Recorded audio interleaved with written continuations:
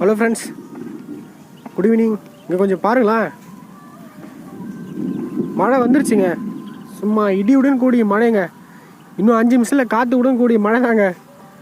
வெளுத்து வாங்குதுங்க. கிட்டத்தட்ட 5 டேஸாக மழை பெஞ்சுட்டு தான் இருக்குங்க. இன்னும் 1 நிமிஷம் இருங்களா, பாருங்கள் மின்னல் வரும் பாருங்கள்.